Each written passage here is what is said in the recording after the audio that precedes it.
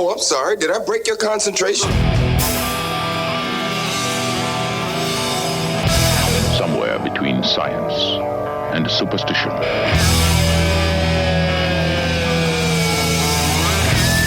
have such sights to show you.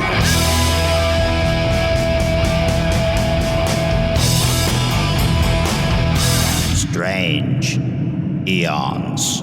Welcome to Strange Aeons Radio. That's Eric Morgan over there. Hello. That's Vanessa Williams over there. Howdy. Hi, Vanessa. We missed you. I missed you guys. It's been so long. Yeah. I'm Kelly Young. We are talking about a lot of shit, but I just found out that Vanessa outed me to my neighbors downstairs. It was time. They had to know who you were. They had to know your true name and say it proudly in front of you, perhaps to your face. No, you didn't knock on their door and just let them know this information. No. You were coming up behind them, and they were probably going, what the hell are you doing here? Because it's completely black outside. Yes. And they were like crouched in their pajamas down in the alleyway. And I'm just walking in this black coat coming down the alley looking all shifty because I'm chilly. Right. So you get all hunched over and you're like, oh no, I'm making my body look huge, but I'm actually just cold right now.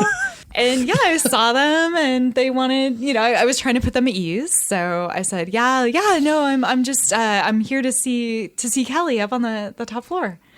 Who? And they were like, wait, who? And I was like, no, he's, like up in that one right there. They didn't. And then you popped your head out. So, and you was like, hey. So they saw you. Oh, yeah. Yeah, it's all out now. There's no going back. They're going to call you, I hope, Kelly. At least Kelly starts with K. You've got the KC. Look, I've never had a problem with it. How do I now explain that I've let them call me a wrong name for a year? That's your problem. I'm going to do this. When they say Kelly, I'm going to go, I know, weird, right? She thinks my name is Kelly, and my self-esteem is so low that I'm not going to correct her.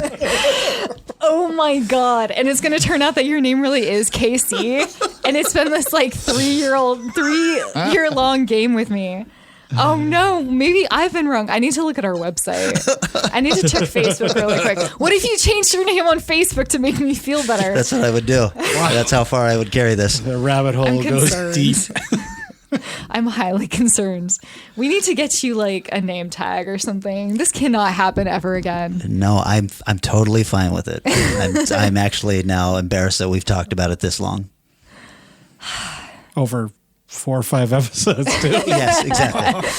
It's the saga. It's a good story. This is the excitement that we get to make fun of our lives. Wouldn't It be horrible if they're listeners to the podcast were just sitting there going, what a fucking dick. If I was like them listening, I would love this story so much. Yes. I feel like this guy has way too much emotional baggage on what we accidentally call him. Hey, Casey. Yeah, no kidding. He's just carrying it on. Oh God, Vanessa, we haven't spoken to you in weeks. What's been going on? Oh man, well, I went out to Savannah for Halloween. Right after we played our episode on Halloween, I got on a plane and immediately was in Savannah. After we watched 2 or 3 films and the entire run of Ray Bradbury and all that kind of After we did all that, we still had plenty of time in the witching hour for me to take a 5.5-hour flight over to Savannah and just hung out there for a couple days. And last year I did New Orleans, so I've been trying to check out how other people kind of do Halloween, and it was fun. I think New Orleans did it a little bit better, but I had a great time in Savannah in general. Not surprising. No, oh my God. I mean, and I didn't go for the weekend in New Orleans where they have the big parade. I had gone just on the night, which was the middle of the week, and they still, the entire city was alive, and people were spilling out, and there were live bands going down the middle of the street at midnight. Yeah, it was. New Orleans is a great place to be. Savannah was fine. I like Savannah just fine. I had like $1.50 slice of pizza from I think it's from Kay's Pizza. Oh. Yeah. It was fine. Okay. Yeah, I sat there. The best pizza in Georgia. It was fine. It was fun. I've had much better. What about films though? Or TV sure. or comics or whatever you Well, like. I've been doing my like Halloween thing, so I've been watching all these films all the time, and so I've seen a bunch. So I don't even know what to talk about. I have like 15 films I could discuss well, right now. let's narrow not it do down to your top 3. Okay, well, yeah, all right. What can I talk? Okay, so here's something relevant. I watched Lady in White. Oh yeah, seems like What is wrong with you? That film is horrifying. Yep. It is tonally so messed up. I'm sorry. Yeah, I told you when it gets dark, it goes really, really freaking but dark. so dark. I don't know who that movie is for because it acts like a little like 1950s kids film, like do do do do do. And we're on our Spielberg bikes. beginning. Starts off in Very Spielberg world. Very Spielberg, and then it's like, but sexually molesting children and rape and murder and like little kids looking underneath their teacher's skirt, and it's totally like it's kind of it's not the best thing, but it's not like that bad.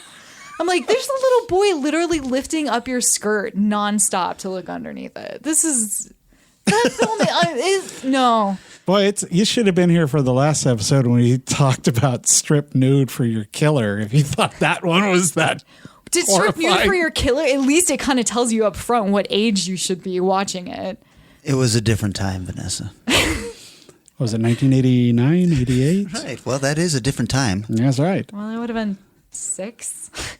Whatever. I could check it out. Jesus Christ. What? I'm older. Yeah. So what have you guys seen? I saw a movie. What movie did you see? I saw The Current War.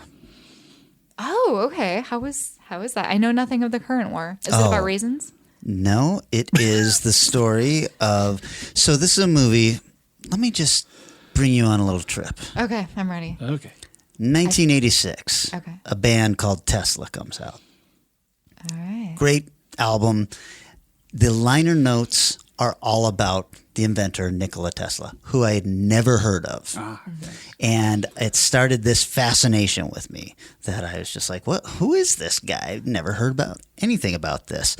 And so I started reading books and finding out all the stuff between him and Edison, all the actions that were going on in what was termed the current war. So this movie showed at film festivals 2 years ago.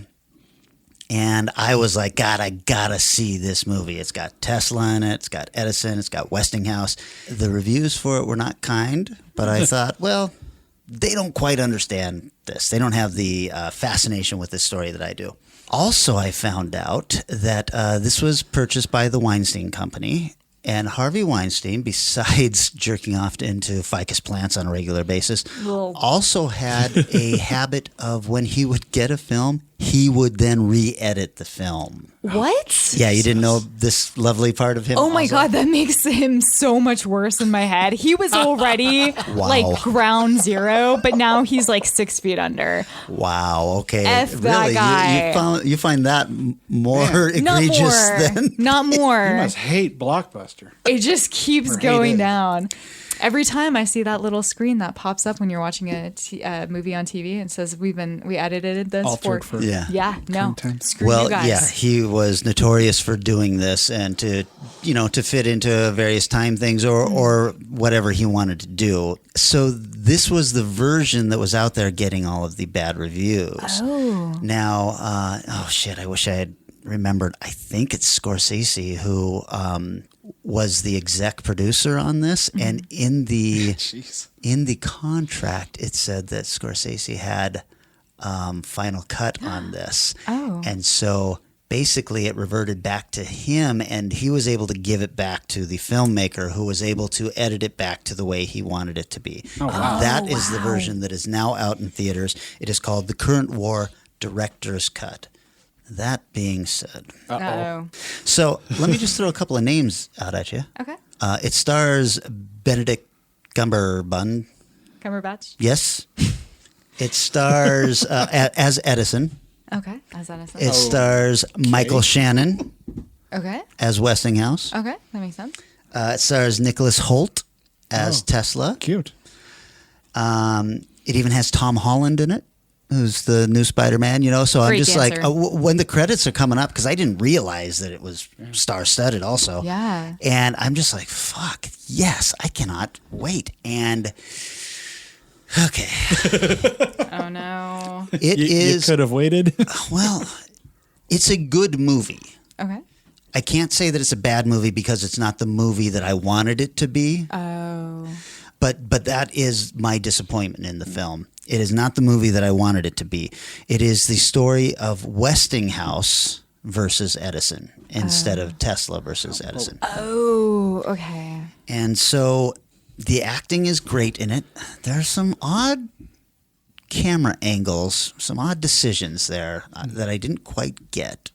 A lot of space above the heads of people and stuff like that. Oh, weird. I always wonder about that. I'm like, what are you guys? I mean, this Something a was little all off-book. done on purpose, but I don't. why? Yeah, I don't If understand. it's on purpose, there should be a reason. Yeah, I don't get the reasoning, and it could have just been that this guy was like, "Look, I'm doing something different with this film." Yeah. But it was jarring for me. Maybe for all those shots, they're going to add like CGI electricity over the top. Oh man, Every single time. that would have been great. or like, DC, AC, DC. There are,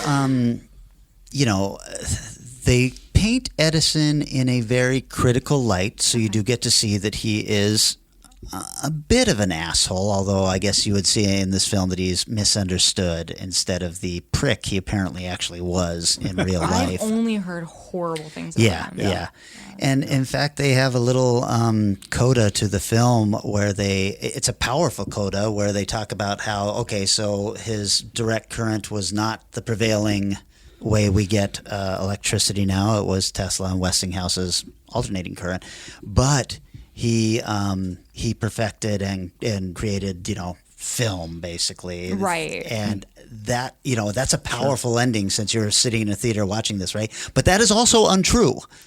Thomas Edison was not the guy who did that. So the whole thing is kind of predicated on all these lies and everything that you're kind of taught in grade school through high school about Edison. And they just kind of carried it on. And I was like, that's so disappointing. yeah. And I was like, well, dang it. I really wanted this to be some kind of vindication for Tesla, especially with all these gigantic actors in it. And it was not. Yeah, because like every time I think about Edison, I think about like him electrocuting the elephant. Yeah. Like, and him Yeah, that's in there. basically stealing copyrighted, like he was just the first one to the copyright office. That seemed to be his invention, was being the fastest man who could get to the copyrights. Well, he had money. Right. So he was able to do this kind of stuff. So Tesla, when he's coming up with all of these things, he takes money to patent something, and sometimes he just didn't have the money to do it. So I did think it was really interesting. I was listening to a podcast with a astrophysicist on just recently, and the host was saying something about how, what kind of world would we have lived in if Tesla had been able to see his vision, which was free energy, free electricity. The reason that didn't happen is because Westinghouse had just invested $1 million into alternating current, and he needed to get his money back. And Tesla was like, well, now free electricity for everybody. And Westinghouse kind of was like, well, that's not exactly how business works. But this astrophysicist said that could have been the worst thing that ever happened to us if it had been allowed to happen, because you're pulling all of that electricity out of the air. There's no way that radio waves would ever been able to get through that interference. We wouldn't have the internet or computers, at least as we recognize it now. He's like, it could very well have halted our progress. Wow. Oh, wild. Yeah, so that I thought that was a really interesting thing, because when you're a Tesla nut like I am, all of us get together and just sit there and say what a crime that he wasn't allowed to see his vision and all this stuff. And maybe it's best that he didn't. Yeah. So. Sometimes I feel like not bad things, but things happen the way they should happen. Not always, but enough that it's like, oh, hey, maybe it's good that we had to struggle, or maybe this horrible thing happening actually allowed us to be awake for these other things and care enough to change things down the road. I agree. So, if you're interested at all in this story, it's well acted and it's it's a neat little movie. The thing is, you kind of have to be a Tesla nut because they just throw in all these characters and there's like no introduction to who these people are. So for me, I was like, oh, this is interesting, and oh, that guy and all that, but. I imagine that if you haven't been reading all these books, that you might be scratching your head on a couple of these things. Wild. Yeah, I'm definitely interested in checking it out. That sounds super fascinating. Yeah. Next. Well, let's see. I saw a little one called Dolomite is My Name. Oh, man, I want to see this. Very cool. I enjoyed the hell out of this movie. I've heard a lot of really good things about it. It is so much fun. And the story of Ruby Roy Moore or Ruby. I didn't write a lot of notes on this one because I was busy watching it. But this is awesome. And how he started off and the comedy route he went and how he created who he was, and just a guy who just got done by pure force of will. Of course, with any biopic, I'm sure this isn't fully super accurate. Did Edison fuck him over too? No, it was a little past Edison's time. But anyways, so it is, Eddie Murphy is one of his best films. He is so good in this. And Wesley Snipes is amazing as the director. It's just a hoot, man. It is so much fun to watch. I mentioned that to, dude, check this out. And the reply back, Matt had an interesting reply back. It's like, what'd you think of it compared to Hitchcock and the Ed Wood film? I forgot Tim Burton? Yeah, Tim Burton's Ed Wood film. Very different. Very, very different film. Hitchcock is very almost serious. Right. It's very much a highbrow look at Hitchcock. Oh, yeah. Ed Wood is also a lot more serious because it's trying to take this guy who's sort of been a joke and show him his passion for making films. Right. He may have been asking that because it's the same writers that did Is Ed it the Wood. same, right? Yeah. They nailed it again then, man. Oh, man, it is just fantastic. He's the showman kind of guy of William Castle or something like that, where he just is all about the show and he knows nothing about filmmaking. Like he's got his film made, or how to distribute films. He's got his film made, and somebody introduces, oh yeah, my brother or something owns a theater, and the guy's like, oh yeah, we're gonna four-wall it. He's like, what is four-walling? Well, you're gonna rent it from me, and hold on, I have to pay you money to you. It's highly recommended, out on Netflix, and I think it's got a small theatrical release. I don't know if that's still going on. No, or how it's long not. that was. It ended before it came onto Netflix, so it was only, I think, 2 weeks or something like that. Yeah, because I didn't know it was on Netflix, actually. Yeah, it's a Netflix original. Yeah, I'm guessing they gave it a theatrical release because they're hoping for something better. Yeah. Yeah. It's been a damn long time since he's been this good in a film. Yeah, I heard like with Eddie Murphy, it's weird because even in his bad films, he's still like really giving it his all. So that's, I'm excited to see him in a role that's like it kind of makes me, I haven't seen the Dolomite films. I know they're not great. Right. Even in the blaxploitation realm, they're not great. But man, it looks like I want to check them out. And the end credits roll some of the scenes that they shot in the movie. Then they show the actual scenes from the films. Like, oh man, go see that if you're remotely interested in filmmaking, movies, and stuff like that. Really, really fun. Cool. Yeah, very cool. Well, I also managed to make it to the theater for a film, which I think some of you may or may not have seen. A little movie called Terminator Dark Ficus or Dark Ficus? Dark Finity. Harvey Weinstein had nothing to do with this film. This the Terminator movie, the new one. Yeah, what'd you think of that? I saw that. Yeah, I really liked it. While I was watching it, I thought it was a lot of fun. I was really engaged. I loved Mackenzie Davis. I enjoyed the way that they brought back in Arnold whatever the Terminator. Schwarzenegger? Well, no, I know his last name. I was trying to think of what his name is, and as far as a character, Carl. Yes, Carl. What is it? The was T-800, I believe. magical. Carl was Cyberdyne 101. He stole the show. Carl stole the show for sure. I'm not saying Arnold Schwarzenegger stole the show. No, Carl. Somebody wrote that very knowingly. What do you think? What do you think is going on in Schwarzenegger's head? Do you think that he wants to make sequels to his hits, or do you think that he just wants to get back into the acting business and all he's getting offered are Terminator sequels? Or I think that they were saying that a twin sequel is coming out now. Oh no. I think he just loves acting, and he doesn't necessarily get like what roles are and what they mean and the importance of different characters. I don't think that that's ever really like gone. Like, I mean, just listening to him commentate on his own pictures, I feel like is very revealing as to his own understanding of cinema as a whole. I think he just loves the process because he's done a ton of indie films too. Yeah. So I don't think it matters as much to him what the role is. Because why else would he have been in? He's been in almost every single Terminator movie, right? Like except for the dark Terminator, not the ficus. Dark Terminator. the other dark one, the one with Batman. Right, with Christian Bale. Yeah. Oh, right. I just wonder because I feel like he's got to know. At some point, he's just like, I'm too old to be playing the Terminator anymore.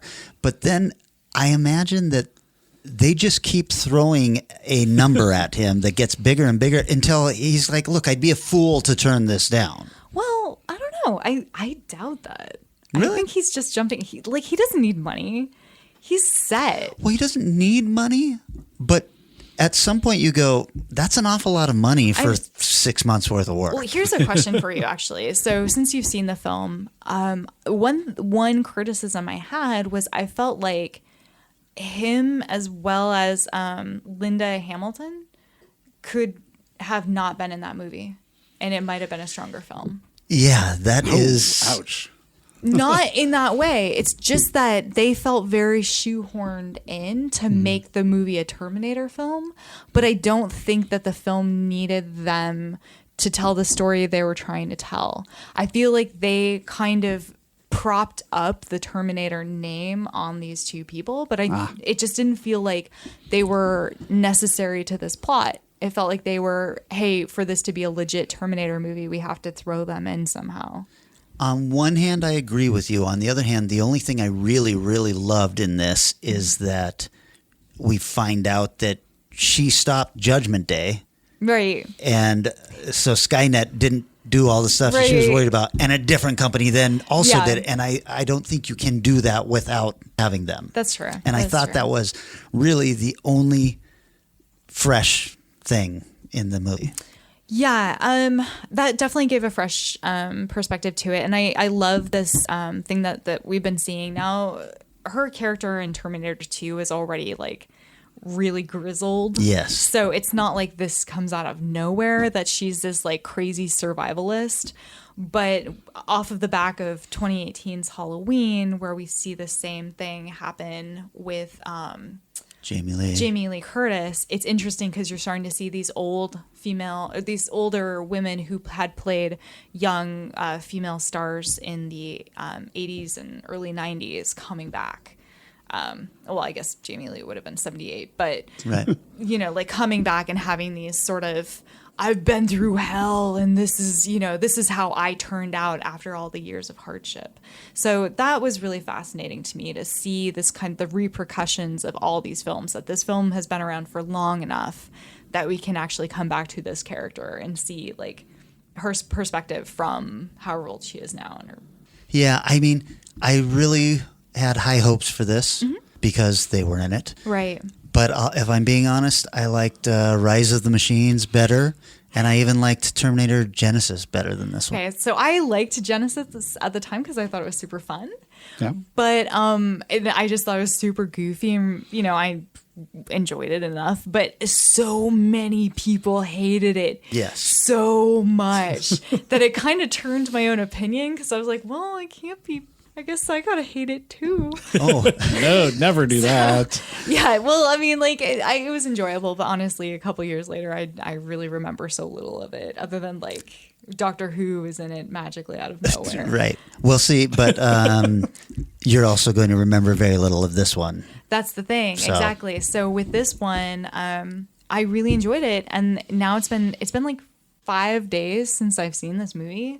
I barely remember it, which is not a good Rough. sign. The same thing happens to me when I watch Marvel movies. It's like, wait, what happened in Ant-Man? Which Ant-Man was it? Like, I know I saw them both. Was he in any of the other movies? Oh yeah, he was in like 3 of them. Which 3? As I say, I don't have that problem with Marvel movies. Man. Oh, I I freaking totally love them. do. They stick with me quite well. Oh, overall. they're Yeah, super I bet, blends though. for me. Were you a big Marvel comic book reader, though? No. Okay. And you and I both were. And so yeah. we can No. follow these things because they're part of our childhood. Yeah. Right. Yeah. And for me, like, I don't have that touchstone. My touchstone is through reading these. And I used to get a comic bento box. So right before one of the Marvel movies would come out, they would send like a volume of Thor or whatever. Oh, sure. And so I would read through and be like, I don't know why any of this matters. And I'd see the movie and be like, oh, I get it. Like I have one of the Spider-Man comics that come out right before the animated Spider-Verse. Yeah. And it has like all those stories. And I didn't at the time, I was like, I don't know why I'm reading like 6 different versions of Spider-Man. This is awfully strange. I was like, this makes no sense, and none of the story is finished, and I don't know why they're going through this. And then later I saw the movie and I was like, oh, I know who these people are. Oh my God, it's all coming together for me now. So that could definitely be a big part of it. I don't have that connective tissue with any of these characters. I'm not a big superhero comic reader. I'm much more into the indie stuff. Right. Sure. A lot of good stuff there. Oh my gosh, so much good stuff. It's impossible. I on my trip to Savannah, I picked up like another 10 comic books. I only managed to read 4 of them. So. And a Star Trek glass. Oh my God. I have 1 of 4. I thought it was from Insurrection. And I God. took a picture and I sent it to a friend and he was like, you're really into Eric Bana, aren't you? And I was like, what are you talking about? And then I was like, oh my God, this isn't Tom Hardy. I didn't look very closely. I was like, it's my Tom Hardy ridiculous Romulan glass. No, it's my Eric Bana ridiculous Romulan glass. Boy. It's still a good glass. I have no regrets. It was $3. It was what? $3. Oh, I thought you said $30. Like, what? No. Whoa, No. maybe I should sell the ones I have. I think you can get a shiny $5 on eBay for all right. 4. Do we need to take a break, or are we? I got one more weird one to Sure. talk about. Yeah. That, popped up in the looking at the WTF movies, and this is just too awful of a film to have made it, but it's highly entertaining in its own way. Astro Zombies from 1968. What? Have not heard of this one. Floating zombies. Yet again, no reviews from critics, but an 18 from the audience. It said it had an estimated budget of $37,000. I'm always kind of wondered where IMDb comes up with these estimated I want budgets. to know too. I don't think they're real. I think we're being lied to. Directed by David B. Michaels, who directed 4 more Astro Zombies, the last one in 2012. What? There's been 5 Astro Zombie Yes. movies. You might know him better from The Corpse Grinders Okay. or Blood Orgy of the She-Devils. I've heard of it. No, I know neither. Oh, it's a terrible film. I'm sure that's probably why I haven't seen them. It's opens with a horrible, brutal killing of a lady as she gets out of her car, and it's this strange In space. luchador skeleton insect alien mask with a human mouth comes out and kills her. Go on. He's a zombie or a bug? Hell Bug if I know. You watched the movie. Why did you pick a vampire motorcycle over this? Oh, because it gets so boring, man. The opening credits, though, are freaking amazing. It's this little battle between toy robots, like picture like 1960s, 1950s era toy robots battling little toy tanks. Yeah. And I'm watching this going, okay, this came out a year before The Wild Bunch. I think Sam Peckinpah watched this movie and go, I'm going to do this with Ants and Scorpion. Ooh. It's just like reminded me of that for some weird reason. Interesting. I mean, there's scintillating moments, like a man is sitting in a car and he's got a reel-to-reel tape, and you send at least 30, 45 seconds to a minute or two of him sitting in the back street rewinding the tape. That's all he's doing. There's no talking. No, there's not even that sound. It's just rewinding the tape. Like, what the hell's going on here? They actually made that sound when you rewound them. Really? Yeah, reel to reel can do that. I missed a whole exciting time on Earth's surface. I'm kind of bummed. But he meets with this, crazy looking group of swinging cats and sells them the tape that was about this evil, weird guy who's making the Astro Zombies in sort of a Frankenstein kind of manner. Wait, okay, so they're people eating bugs that are Frankenstein? No. Oh. It's dead people that he's trying to bring back in controlling zombies. I'm not sure why they're called Astro. Probably because in 1968 and everything had to do with they're not astronauts. In space? Yeah, we're in the space race. No, What? There's no space. There's nothing. To do I'm with already space, really. disappointed. I want to leave right now. There's no space in something called Astro Zombies. No. They look like space You zombies, go sort of. out and you remake this movie right now, filmmakers. It's a pretty great title. It's such a good title. I mean, 4 of them were made. I am sure, like Derek, probably loves this film. It's right up his alley because it's got a lot of entertaining, weird stuff. But there's just weird shit that we're going to capture the Astro Zombies. Scientist lady, sit over in this corner and we're going to be outside watching and you observe. Do what you normally do. So they set her up on this giant, huge stool, and she bends like half over, look into a microscope, and all this. I was like, well, that looks horribly uncomfortable. I don't think your back's going to like that if you continue to do that. Not the way you But microscope. It's this big, intense scene where it goes from a shot of her looking into a microscope to a shot of, you remember that Invisible Man model? Yeah. They had one of those in there, and a shot of that, and a shot of the blinds, and a shot of the guys out there for scenes, and nothing happens. Eventually goes, the doorknob thing, she goes, and the detective opens the door, goes, well, nothing's going to happen. What the hell am I watching? Yeah, if you're into that kind of schlock, it's well worth watching if you like hold the remote control in your hand so you can go fast forward. Fast forwarding the TV doesn't work that way, Vanessa. Just want you to know that. Oh, I was going to try. I'm all ready for pizza if you are. I'm just so mad that there's no space. I would have fast forwarded until I saw the space and then would have been at the credits. And credits, yeah. And been like, are the credits in space? Where are the zombies in space? Hey, 3 sequels. I'll bet you one of them has some space. If one of them is not probably in does. space, I'm writing a letter. I'm handwriting a letter with a stamp and everything. It's going to somebody. I don't know who yet. I'm sending it to 1968. That's right. Someone's going to be alive who is somehow a part of this movie, and they're getting an angry letter from me. Maybe you time travel that letter back, and that's the letter that actually kicks the NASA into gear, and they're like, look, we got to get on the moon next year. Vanessa wants space zombies. We Right. got to If find we're some. going to have zombies in space, which the people desperately want, we got to make this happen sooner rather than later. Kennedy, what say you? Oh, boy. So, shall we take a moment to recover from the Astro Zombies? I just love her timeline that in 68 she's talking to Kennedy about this. Hey, if I send a letter back, that might be the case. Oh, okay. Well, there you go. Let's take a little break, Yes, please. gather our wits about us, and come back and talk pizza.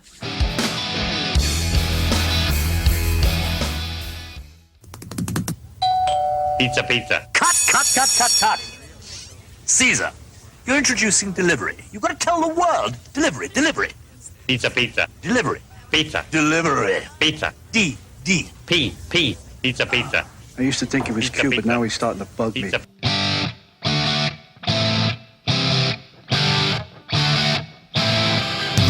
And we're back.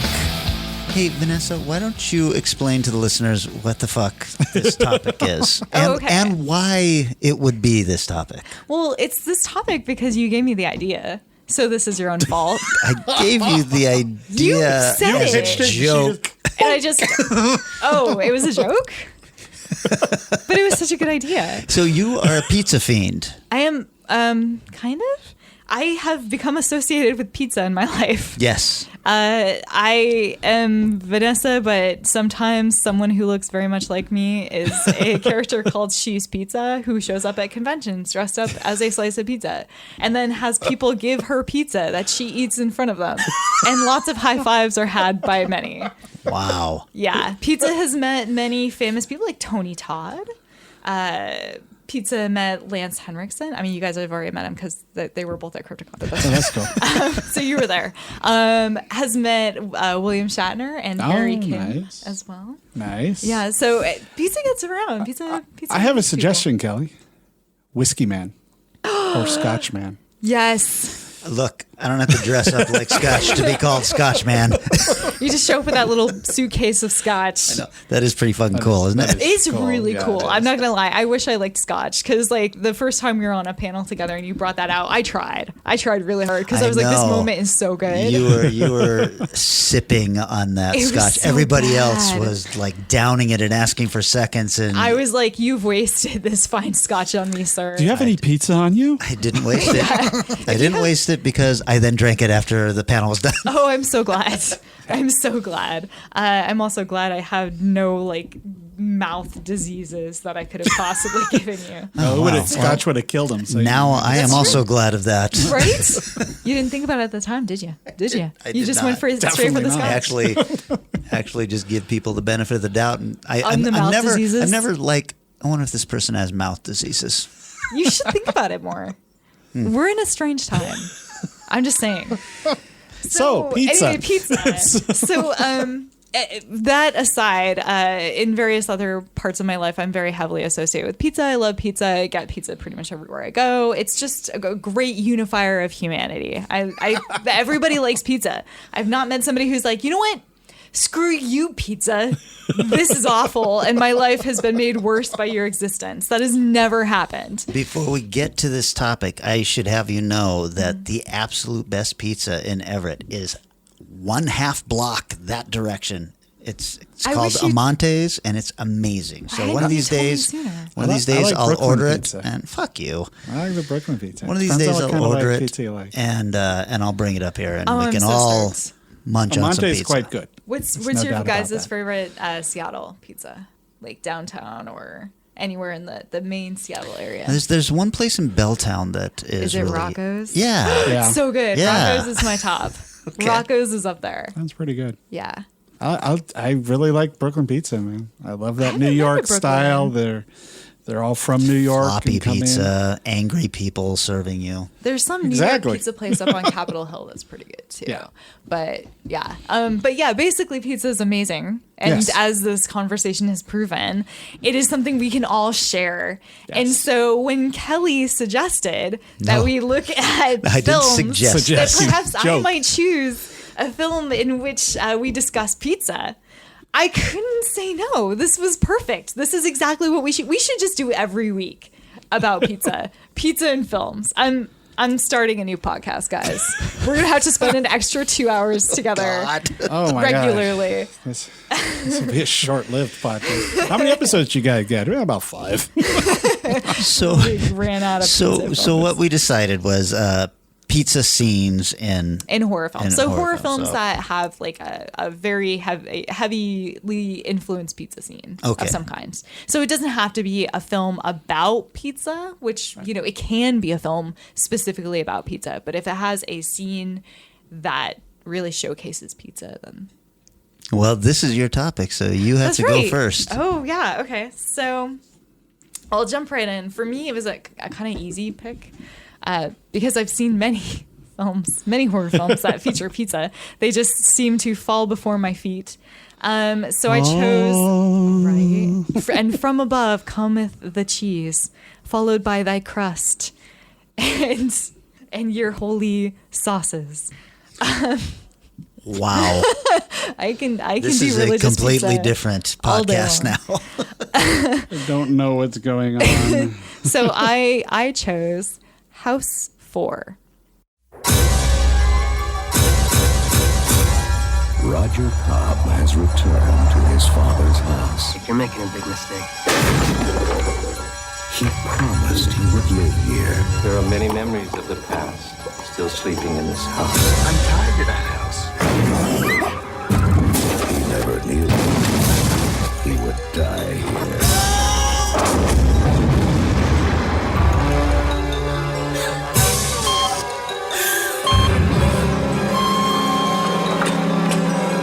His wife has come home to an empty house. Do you think there are ghosts here? Or does she? Who are you? The plumber. If you love being scared, welcome home.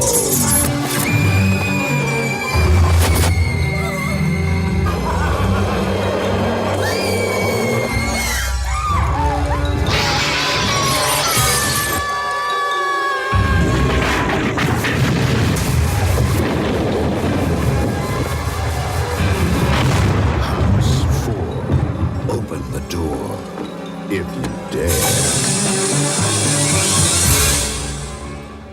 House 4 is a really interesting film. As you might suspect, there is also a House 1, 2, and 3.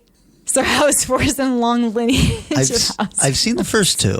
Okay, you have. All right, good. So you know where I'm coming from. So House 1 was really interesting. There was like a lot of really cool special effects, a lot of great like puppetry and different kind of builds. It's a very odd film. It's basically a man dealing with PTSD concerning Vietnam. So it's a very heavy film. He loses his son into this other world part of his house, and he goes down and tries to get him back.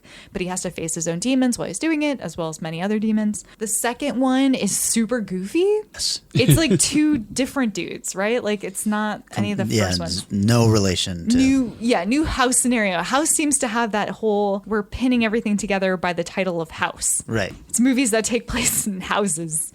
The first one was, like you said, it's oddly serious. Yeah. And the second one is definitely a comedy. It's definitely a comedy. Like you have Norm from Cheers there as like this adventurer / electrician. I felt like that was a nod to the first one because Cliff from Cheers was in the first one. Oh my God, you're so right. I never put that together, and that makes complete sense. The second one, it's super goofy. It's super fun. You've got... Oh, no. Wow. It's fine. Don't you worry. We're getting there. Eric's impatient. It's fine. So House 2 like is a very different film. It's got two guys going on a fun adventure. House 3 is not a house film.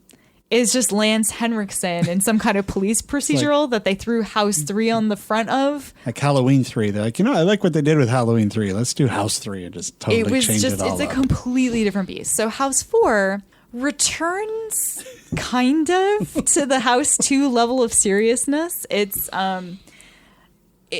The reason I'm a little confused with House 4 because in House 1 you have the main guy is named Roger Cobb, and he's like their post-disaster.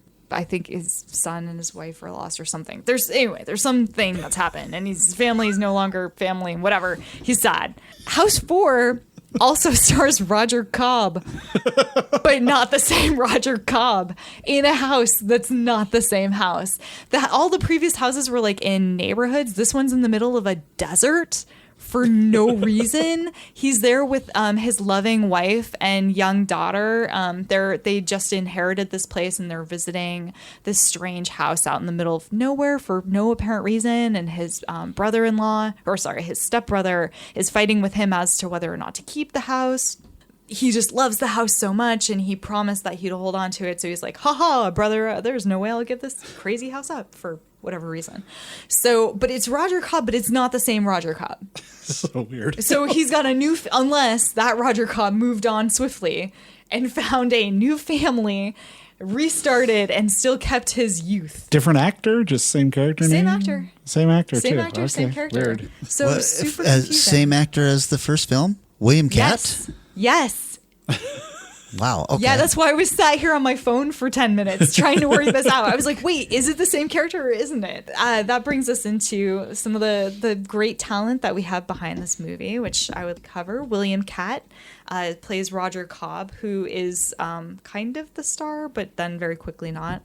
They kill him off pretty fast, guys. Oh, okay. Yeah, sorry, like in the first 5 minutes. So that's not a surprise for anybody.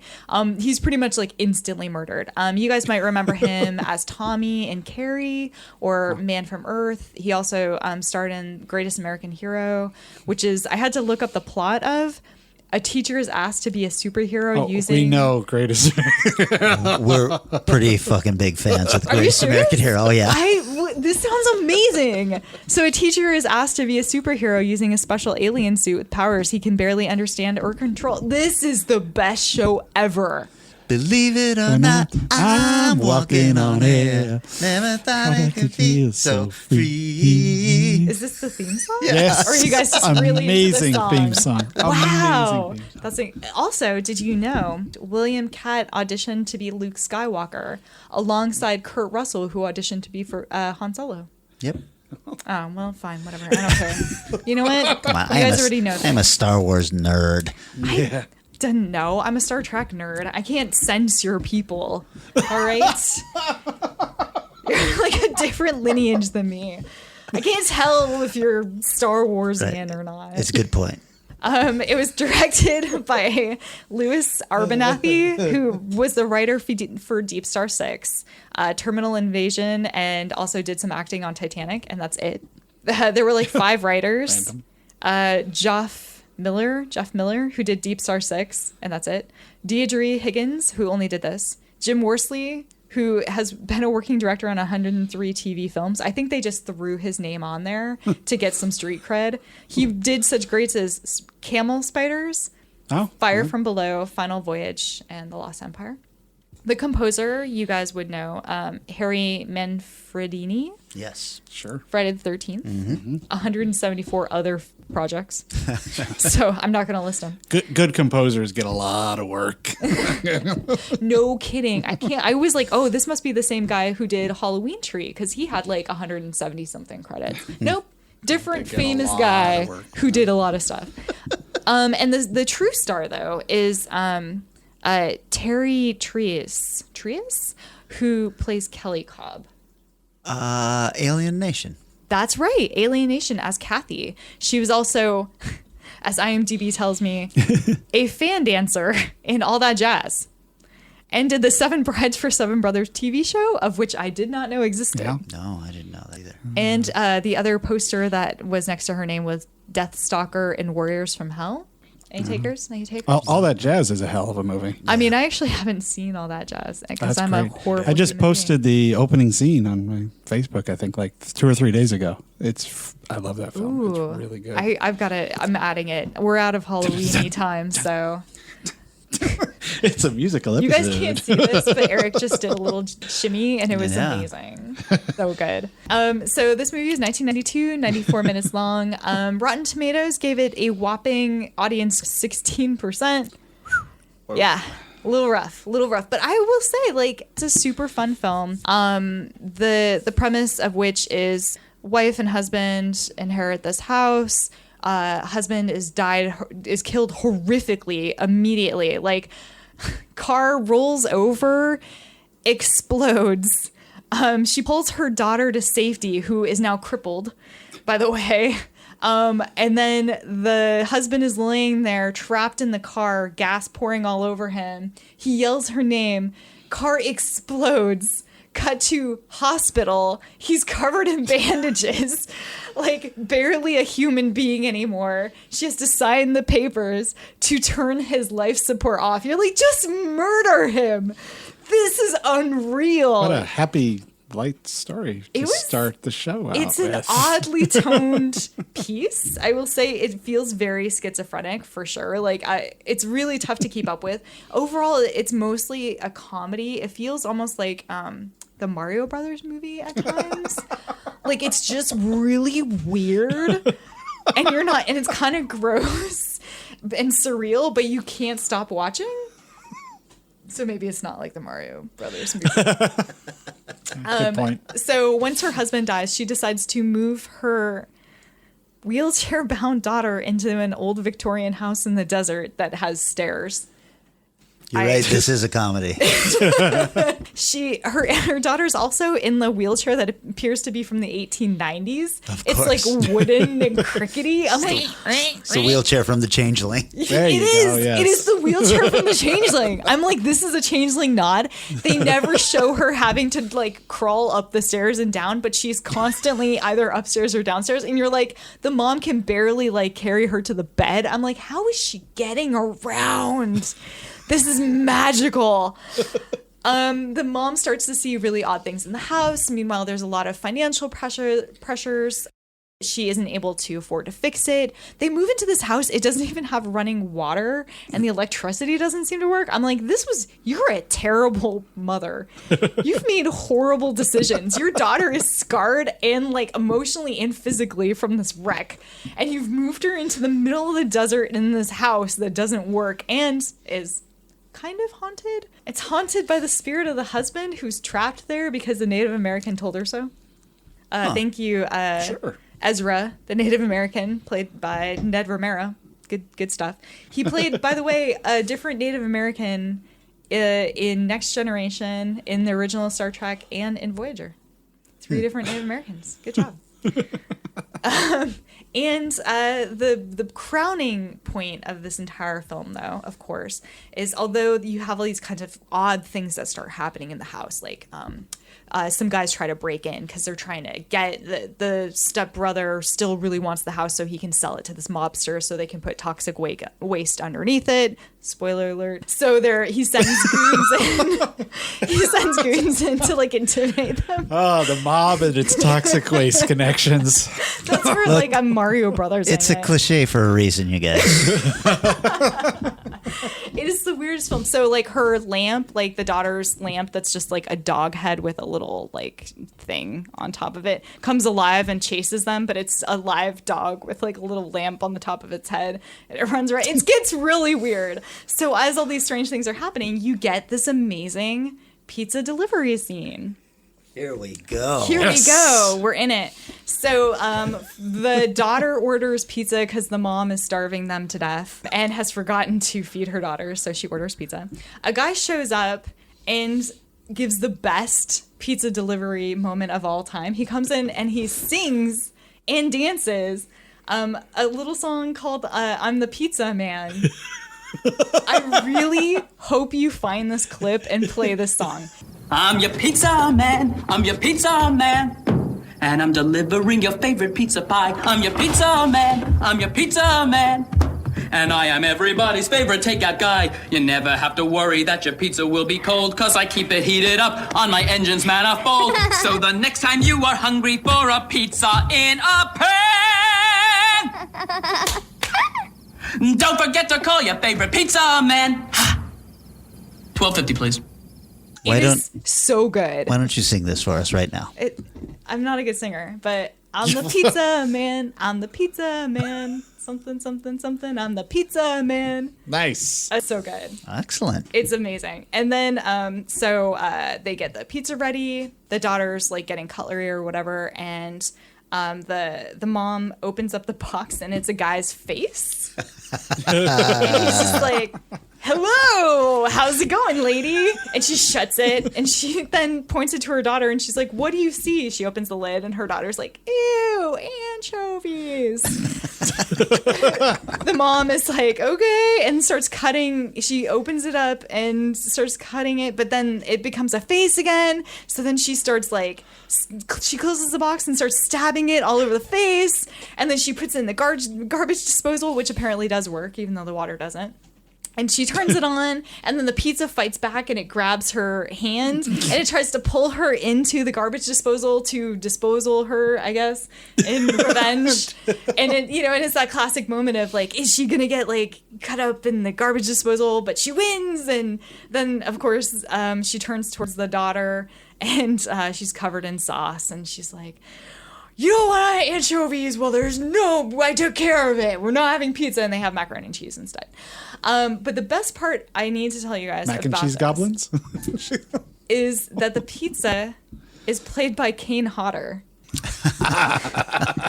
It's so good. I didn't know this till I was looking up the cast and crew later. I was like, this is beautiful. The rest of the film really doesn't matter. You really don't need to know. They figure stuff out. There's more spookiness that may or may not be ghosts or Native Americans or the angry husband or the happy husband or who knows. It gets weirder and weirder and weirder. At some point, the husband turns into a star and jumps up into the sky. It's a beautiful, touching moment. I have so many notes. There's a spit scene that if you guys come across, please skip through. It's disgusting. You do not want to watch it. But overall, it's just a really fun, like the house films are ridiculously good fun. I would 100% recommend them if you get a chance to check them out. Not just for the pizza scene in 4. Work your way up there, but it's a treat once you bridge that. I still have no idea why they live in that house or why they care that it's there.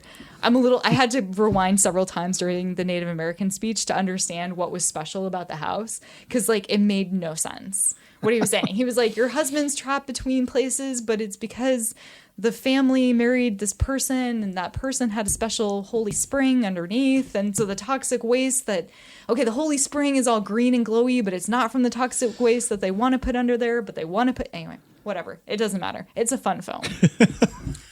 Kind of wish you had gone last, because I can't imagine any other pizza scene is going to be as strong as that one. No, that's definitely it's up there. It's up there. I picked it for a reason. I knew what high level pizza knowledge, man. Man, it's pretty sweet. So I would love to know what your guys' picks were.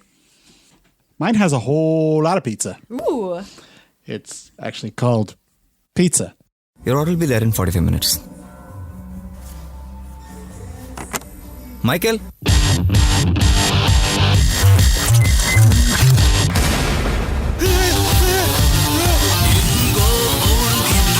தூக்கில தொங்குறவங்களை பார்த்திருக்கியா நீ?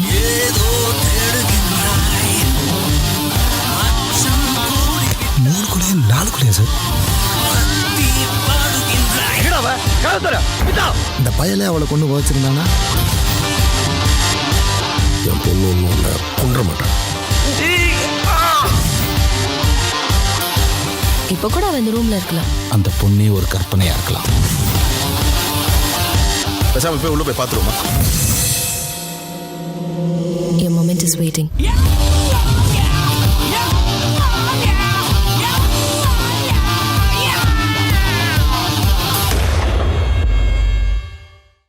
India film. Okay. Is there singing? Sadly, no. No, but it's not a true Bollywood kind of film. At least the cliched concept of Bollywood films. The entertainment for the evening begins now. It's directed by Akshay Akinai. This is the only film he's directed. We're so sorry. The only thing else he's directed is a short film starring Akshay Aberio. Sure, why not? Man, I'm just... Do you want to it's like I have name dyslexia or some shit like that. Let's see. Rajesh Shamar. Hey, that actually seems accurate. Yeah, that's enough. Okay. Those are the 3 what main did stars. language ever do to you, man? Right up the butt, man. That's where language hits me. Anyway, so this is actually a remake of a more successful 22 film that was shot also in about pizza? 2012 film, I mean. No, it's Pizza. It's a remake. Oh, Pizza the remake. Something I didn't realize that happens in India. India's hugely densely packed country, and there's 2 major languages. The original was shot in Tamil, and the remake is in Hindi. Unfortunately, the original is really not available in any English. I was able to find it in YouTube in its original language, but I don't speak that language. But it does barely speak English. No shit. It does look darker, and it looks like it's pretty good. But the remake actually is a lot of fun. Phenomenal animated opening credits, which are just a hoot. After that, it moves in kind of a slow start. It's, as in a lot of India films, it is kind of long. He's got the nice little young couple enjoying their lives with the cliche filmmaker posters put on the wall of his favorite film. The guy acts like a jerk when he finds out she's pregnant, and then the next day he's apologizing and things seem to be working out and whatever. So much drama. The pizza comes in because he works at a pizza place. Oh. So but this is a unique pizza place. The guy who runs the pizza place is somehow connected to the mob. Uh-oh. So he gives him this box of candy to deliver to his wife. It's like, well, I don't have a pizza out. That doesn't matter. You take that to my wife, whatever. And he goes there, and she seems to be going through some kind of weird exorcism. What? Not entirely certain what that scene is about because it's really never explained and barely revisited. What? Does the candy get involved in the exorcism in any way? Well, you find out later about the candy. More importantly, when does the toxic waste part come in? No toxic waste in this one. But you did say mobsters, right? Yes. Okay. Different formula. All right. I can roll with it. So he's got to take the next day. He's got to take a pizza to a couple of different places, and he goes into this one place. And with his pizza delivery, a lady starts screaming. Why is this lady screaming? So he starts, of course, being what you are in a horror film, he starts investigating the house to find out why the lady started screaming after he delivered the pizza. And he goes upstairs, and she's like crucified on the wall. Oh my God. Like, all right. That is a bad pizza. It's got dark all of a sudden. He tries to run out of the house, and he's locked inside the house. He can't get out. He can't break windows. He is trapped there overnight. But hey, he does have a pizza. Ooh. But it's missing a piece. Who took that piece? Should he eat the rest? Because maybe she ate it and became exorcised. Or No. He finds a trail of pizza crust along with a blood trail that goes with the pizza crust. He follows that, and there's a creepy kid haunt now going on where the kid is haunting and scaring the crap out of him. After that, stuff really starts to get nuts. What? Wait, so did the haunted ghost kid eat the pizza? Is that what happened? Who knows? Oh, okay. It's like left as a cliffhanger. That's right. And while he's been gone in this house overnight, apparently his wife has gone missing. Okay. Got it. And his wife isn't the person with the candy. No. Where she is. It's the other guy's wife. That's the mob guy's wife, the guy who runs the pizza place. All right, I just want to keep the story straight. So the next day he's going, and buddies are trying to find out what's going on, so they take some more pizza to this place. But across the street, some random guy in a food cart or something like that, and they ask him, well, no, this is a haunted house. You shouldn't bring pizza to this house. Uh-oh. It's cursed, and anyone who enters it has very bad luck. He goes back, they leave and go back, and the boss gives him another box of chocolates to deliver to his wife. But in this one, you find out it's got a diamond. There's a large cache of uncut diamonds in this box of chocolates. So the boss is trying to figure out why the man never delivered it to his wife. It's like, well, he was stuck in the house at the pizza place I delivered.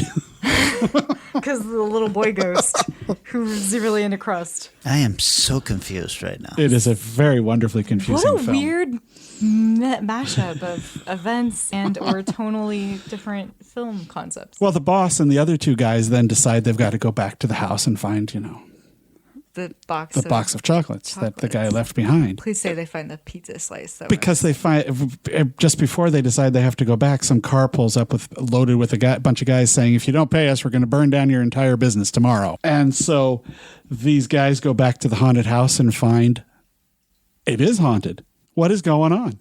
Who knows? And that's where I'm going to leave it. Why? Because actually I'm watching most of them going, this is kind of amusing and a lot of fun. But it has a wonderful wrap-up of the story of what's actually going on. Is really interesting. And by the end, I'm going, oh, okay. Part of the way through, I'm saying, maybe I'll find another movie about pizza.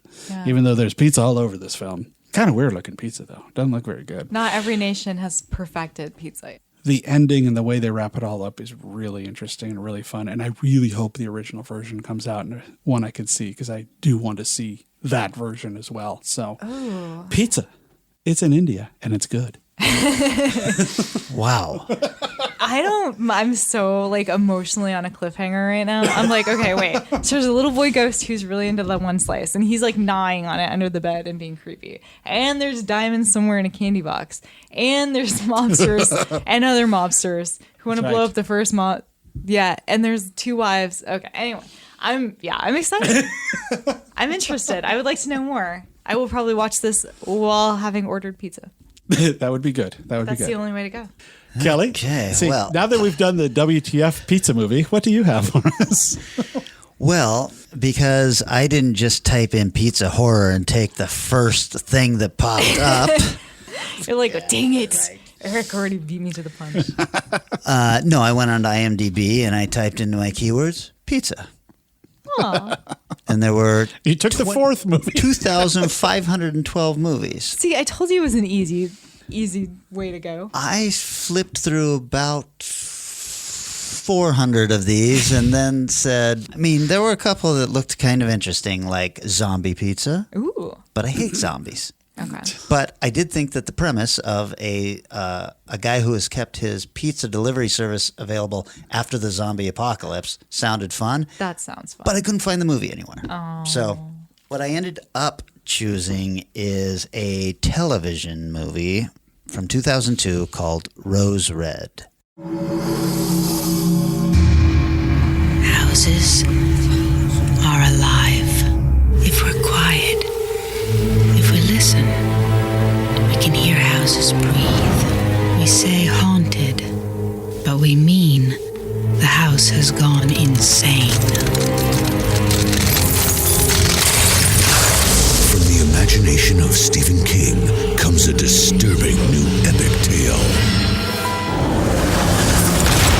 You wanted this place to wake up. I'd say you've been successful. If some houses are born bad, Annie, what is it? I insist you stay a little longer. this one We shouldn't be here. It's feeding off us. was created It's stuck again. She means to have her proof, even if someone has to die for her to get it. in hell.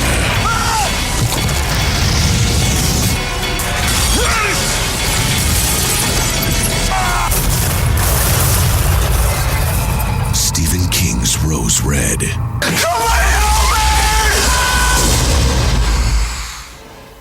Do you remember Rose Red? I remember seeing the trailers and being so afraid of watching it because I was not into horror at that point in my life that I refused. Every time I accidentally skimmed across it because it was on for like a couple days. A couple of nights, yeah. Yeah, miniseries. Yeah, like I went away. You should have been afraid of it because of how shitty the movie is. Oh. But it does have a good pizza delivery scene. Ooh.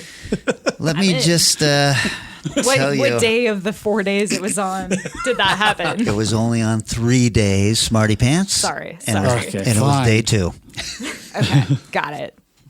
It had a budget of anywhere from $3 million, which is what it was supposed to have, to the rumored $35 million it cost when it was finished. Oh, wow. Whoops. That's a cost overrun. Yeah. Was this with ABC or like? Yes, it was ABC. Oh my No box office because it was a TV movie.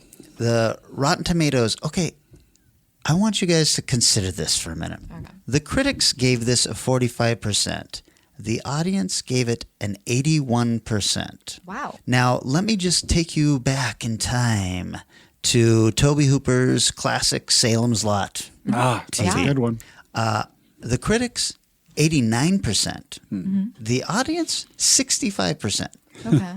So almost 20% more in the audience for Rose Red, which is a shit movie, and Salem's Lot, which still holds up and has some amazing creeps in it. Is it just because more people saw Rose Red? Or Well, was it's probably advertised because more heavily? people, I guess, might have reviewed it as the audience. Yeah. Okay. But That makes more also sense. because people are stupid.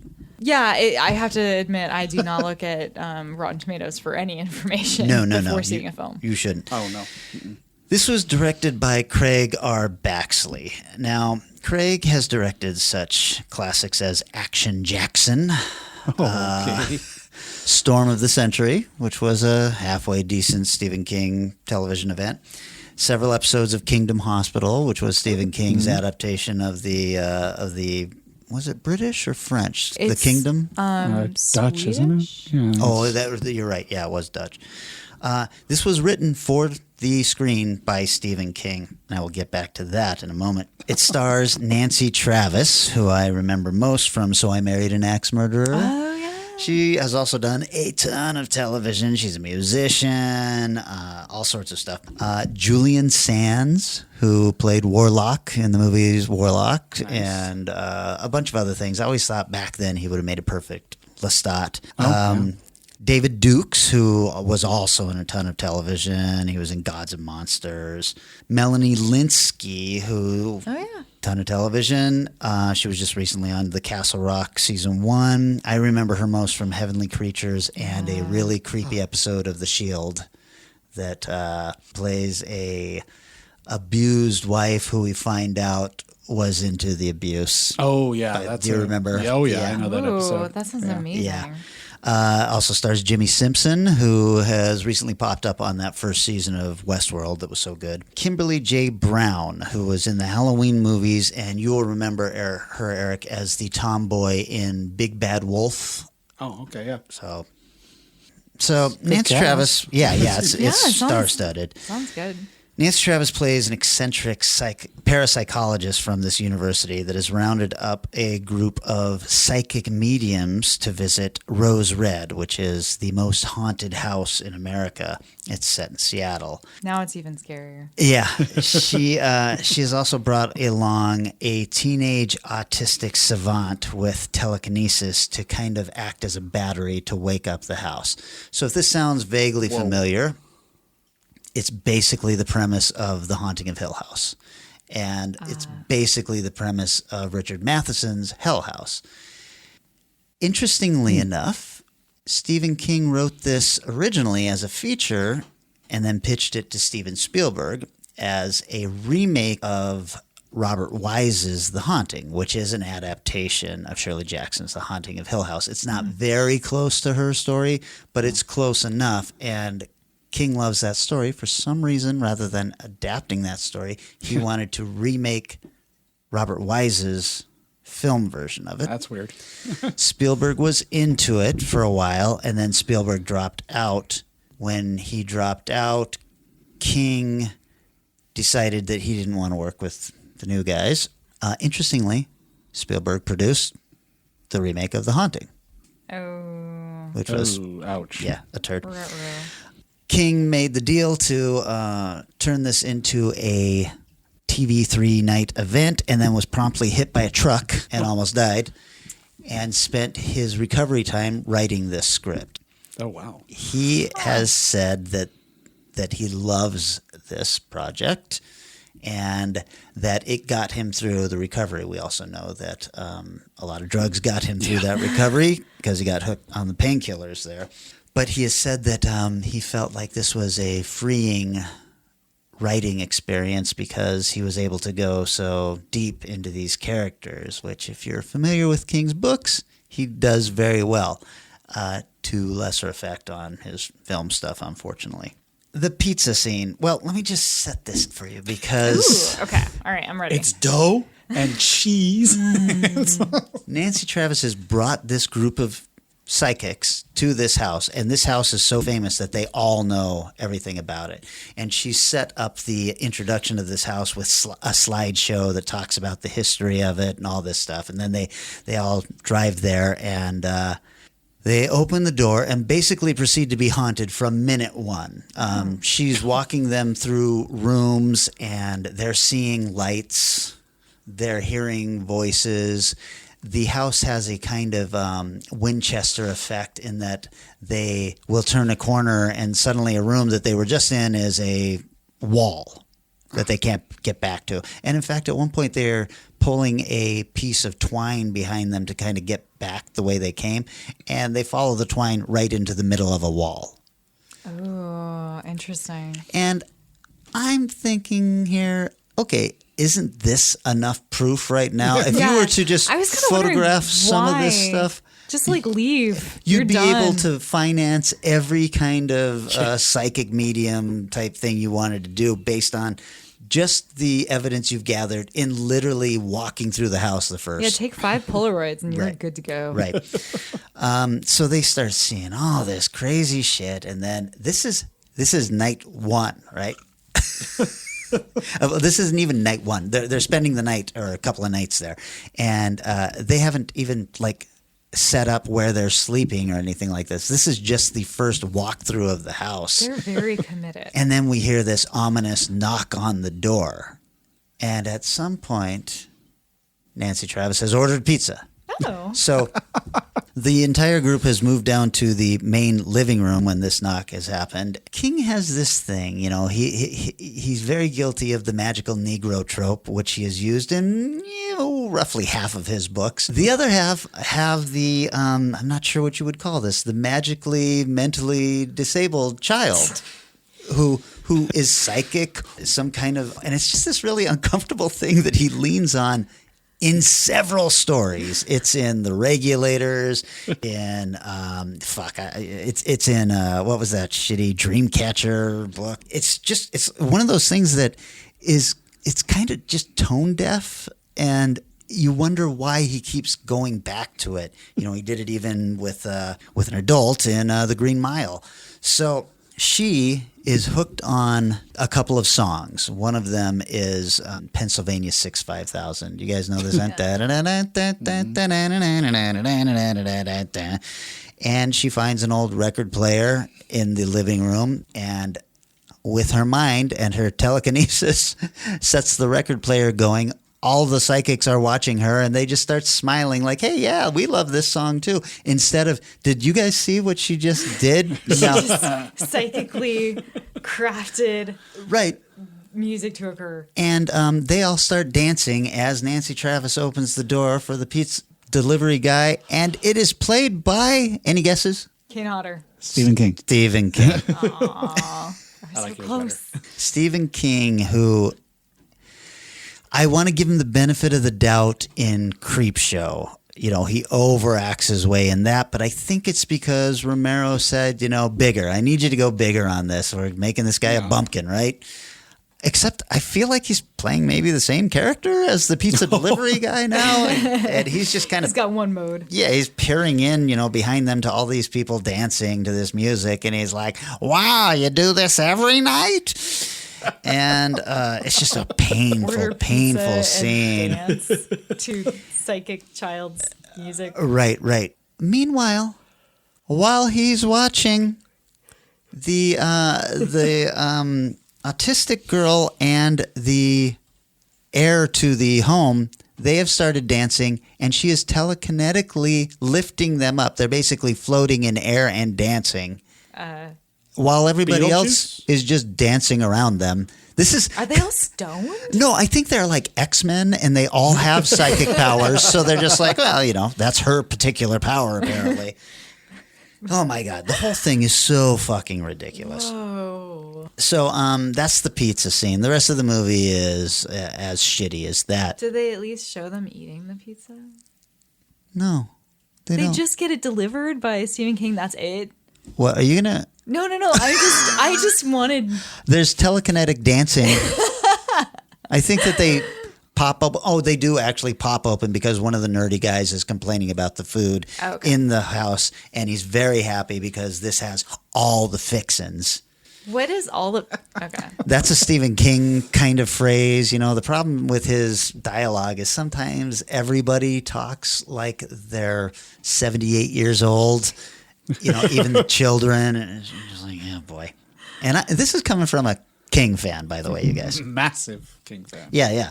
Let's see what else. Is there any more pizza? No, that's the pizza scene. But I do have some trivia and notes on this thing. ABC. This was a massive hit. 18.5 million viewers, which was an 8.5 rating. I mean, you're a hit show right now if you've got 1 million people viewing it. It spawned a companion mockumentary to the novel tie-in, which was a diary. That they were really trying to push that the events of this house were a real thing, to the point which they built a fake website for the university that Nancy Travis teaches at, and had a different actor on the site, and Nancy Travis would have been playing in this movie. Oh my gosh. What year did this come out again? 2002. So followed, Blair Witch. I was going to say, they Blair Witched the hell out of this. Followed in 2003 by a prequel miniseries, which was based on the tie-in novel. Do you have a flowchart available for us to look at? I'm not doing my Friday the 13th bullshit on this. David Dukes died during filming. So he died in Seattle here, and King had to change all of his parts on the fly. So he was writing the rewrites of it while they were shooting. It was shot at a place called Thornwood Castle in Tacoma, which is really just this gorgeous castle that was kind of broken into rental spaces, like apartments. And so there were people living there while they were filming some of the scenes. But they fixed up a lot of the rooms themselves, the production did. Nice. So that they could turn it into this big, beautiful place. You're welcome, Tacoma. Right. I told you that King had pitched this to Spielberg. The reason Spielberg dropped out is he wanted there to be more action scenes in it and kind of a family kind of vibe, and King wanted it to be more horror scenes, and so they split up. King then took it to frequent collaborator Mick Garris. Mick Garris, perk your ears up and let this sink in. Mick Garris turned it down. Whoa. Yeah. If you pull up the reviews, a lot of people love this fucking movie. Really? Have they been paid?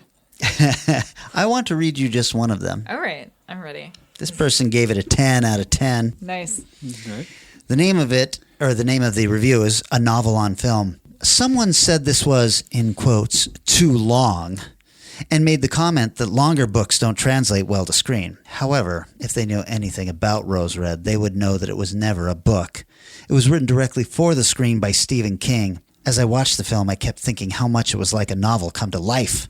Then I was watching the featurette The Making of Res Road on the DVD, and Stephen King, as well as the director, said it was really just a novel that was played out on screen. It is so true. I am an avid fan of King's work, and this film was a real treat because it was just like reading one of his books. It is not, in capitals, supposed to be your typical 90-minute work. As King says, he feels like that is similar to stealing all the towels in the hotel room and then quickly packing them into your bag and sitting on it to try to force them to stay in. It is much more character-driven and rich and takes much more attention than a regular film does. That is, in capital letters, why it was a 3-part series. Oh, my God. If you're willing to put forth the effort, and I mean this as a compliment to the film, for it really is like reading a novel, then you will love it. 10 out of 10 from me. Susan Ling. 10 out of 10. Must see. Hero worshiper. Wow. Yeah, so That's insane. it has its fans. I mean, 81% from the audience on I feel like Tomatoes. those fans are just people who love Stephen King. It's like fans of something who refuse to admit they're ever wrong. Well, okay, so I belong to a Stephen King page on Facebook, and the general consensus is the books are great and the movies are shit. Yeah. So they're the shining except Maximum Overdrive. Didn't mean to do there. The exceptions, like Maximum Salem's Overdrive. No, that's a shit It's movie. so That's good. Such a terrible film. Yeah, but it's not good because it's good. I saw it like last year. It sucks. It's not last year too. Troll 2 stands up well next to Maximum Overdrive. Maximum Overdrive. Wait a is second, so I like beautiful. Maximum Overdrive. Yeah, but it's a terrible movie. I've never been so scared It's a lot of a fun. vending machine. Honey, this ATM just called me an asshole. Killed by Coke. That is a freaky scene. I would be terrified. Anyway, hey, the we're not machine's coming. talking Anyway, about Maximum Okay, Overdrive. so what are we talking about again? I'm sorry, I lost the track. Yes, there are a number of good Stephen King adaptations. Generally, I would say his TV stuff is not very well done. I think the Salem's Lot is really good. Yeah. And that's about it. Langley Years. Yeah. How well did that Langoliers. go last time for you? I still haven't finished it.